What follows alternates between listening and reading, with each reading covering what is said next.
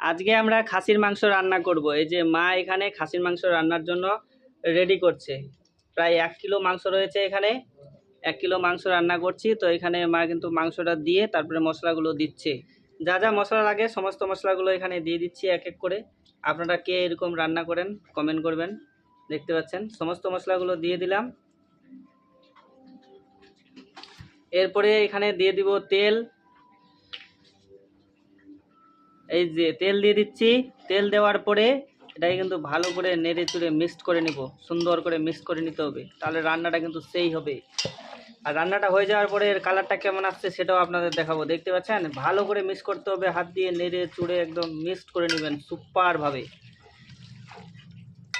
তো সুন্দর করে এখানে মিক্স করে নিয়েছি মাংসটা। দেখতে পাচ্ছেন সমস্ত মশলা একসঙ্গে দিয়ে ভালো করে মিক্সচার করে নিয়েছি। এরপরে এটাকে ঢাকা দিয়ে দিব, দিয়ে রান্না করার জন্য এখানে কিন্তু জাল দিব। তো রান্নাটা কেমন হচ্ছে সেটা আপনাদের দেখাবো, আপনারা দেখুন অবশ্যই ভিডিওটাকে। তো এখানে প্রায় 15 মিনিট ধরে এরকম কিন্তু আমরা ঢাকিয়ে দিয়ে জাল দিলাম। এবার ঢাকাটা তুলে এটাকে কিন্তু হালকা একটু নাড়াচড়া করে দিতে হবে, একটু উল্টাপাল্টা করে দিতে হবে মাংসটাকে, যেন মশলাটা সব দিকে লেগে যায়। দেখতে পাচ্ছেন কেমন টকবক করছে। তো এইভাবে নাড়াচড়া করে আবার একটু ঢেকিয়ে দিবেন। আমরা ভালো করে মিক্স করে নিলাম, করে এবার ঢাকা দিলাম।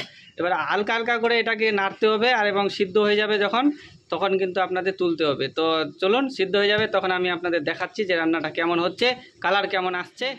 তো বন্ধুরা আমাদের রান্নাটি কমপ্লিট হয়ে গেছে। দেখুন, দেখতে পাচ্ছেন কত সুন্দর কালার এসেছে দেখুন।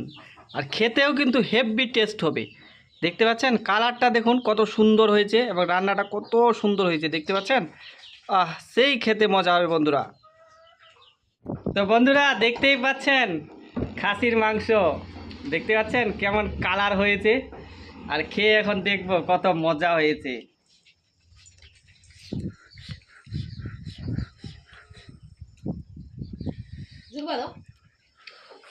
খুব গরম বন্ধুরা।